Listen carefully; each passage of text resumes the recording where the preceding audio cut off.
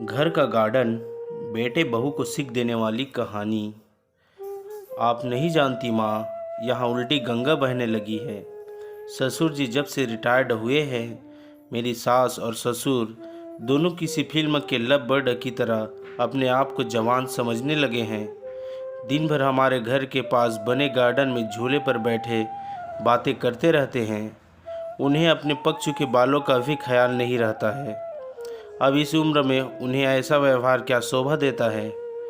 कविता अपने ससुराल के समाचार अपनी माँ को बता रही थी। तभी सास अलका उदास मन से रसोई घर में जाती है, क्योंकि बहू की वो कड़वी बातें उन्होंने सुन ली थी।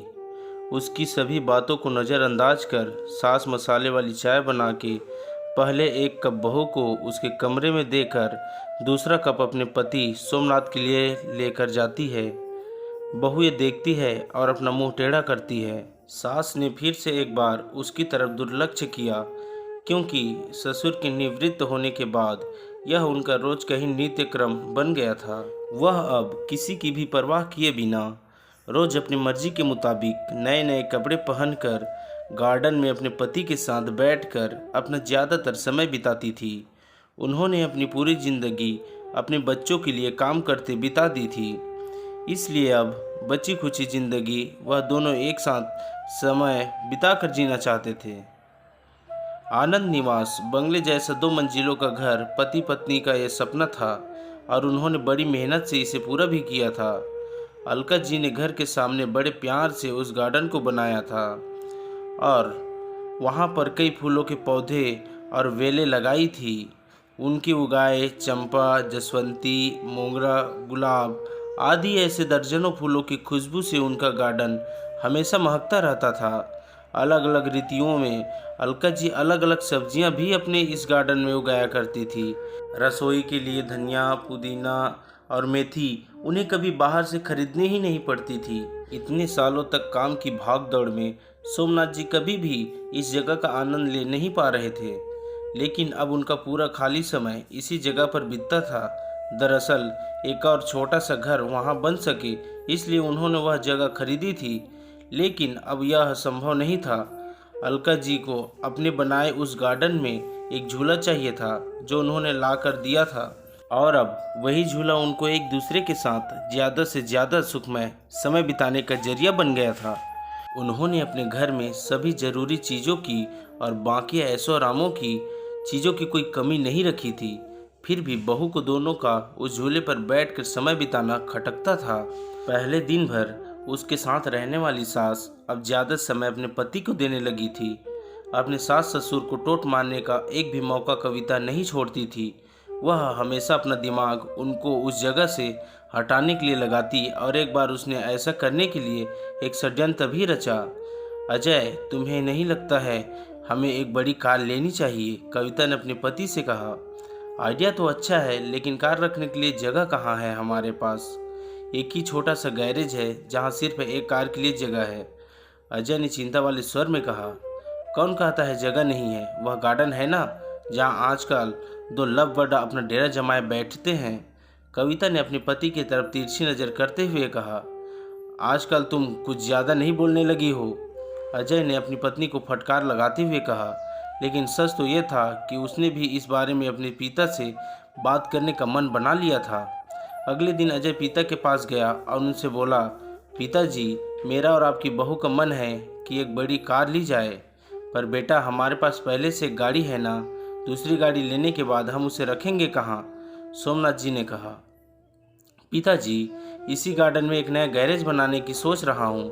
कविता को इस गार्डन की कोई पड़ी नहीं है, और माँ भी भला अब और कितने दिनों तक गार्डन का ख्याल रखेगी। इसलिए अच्छा होगा कि सभी पेड़ पौधों को तोड़कर यहाँ गैरेज बना लिया जाए।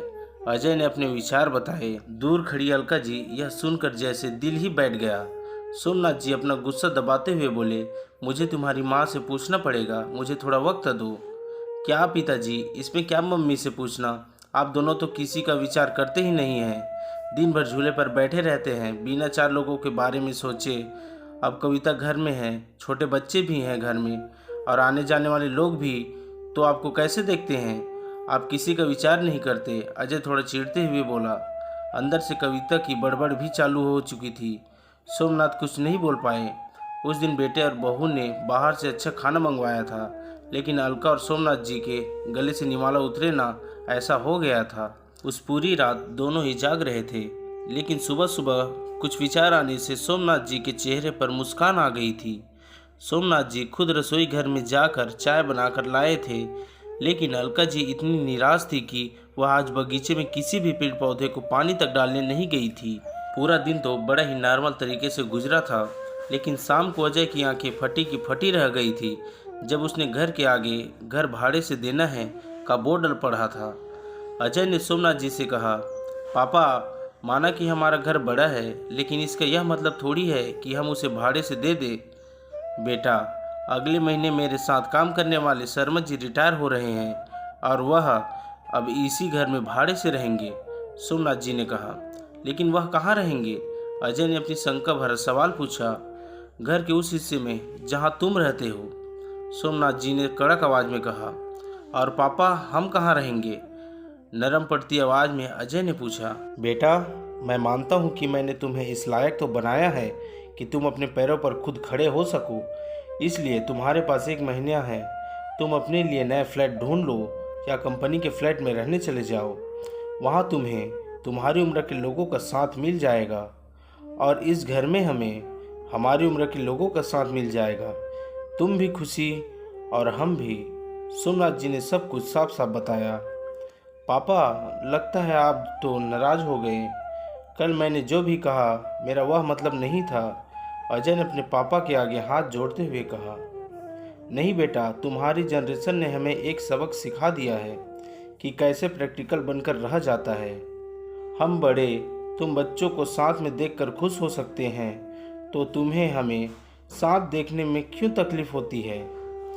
यह घर, यह गार्डन में बड़े हुए यह पेड़ पौधे इस बात के गवाह हैं कि कैसे तुम्हारी माँ ने मेरे लिए और ख़ासकर तुम्हारे लिए जी जान से सेवा की है, अपना समय, अपनी जवानी खर्च कर दी है। इसलिए इन सब पर तुमसे और मुझसे भी ज़्यादा तुम्हारी माँ का हक है और इन सब को मैं तुम्हारी माँ से नहीं छीन सकता। सोमनाथ जी ने अपनी पत्नी की तरफ देखकर कहा। दोस्तों, जाने अनजाने में हम हमेशा यह गलती कर बैठते हैं। हम सोचते हैं कि हमारे बड़े बूढ़े हमारे हिसाब से जीवन जिएं। ऐसा करवाने के लिए हम उन पर अपने विचार थोपने लगते हैं, लेकिन यह भूल जाते हैं कि उन्होंने हमारे लिए कितना त्याग किया है और जब उन्हें उनके हिसाब की ज़िंदगी जीने का मौका मिलता है तब उनका साथ देने के बजाय हम उनके विरोधी बन जाते हैं। दोस्तों, ऐसी और शिक्षाप्रद, पारिवारिक और प्रेरक कहानियाँ हर दिन पढ़ने और देखने के लिए अब भी हमारे YouTube channel Hindi motivation story को लाइक, सब्सक्राइब और शेयर करें। धन्यवाद। मिलते हैं नेक्स्ट वीडियो में।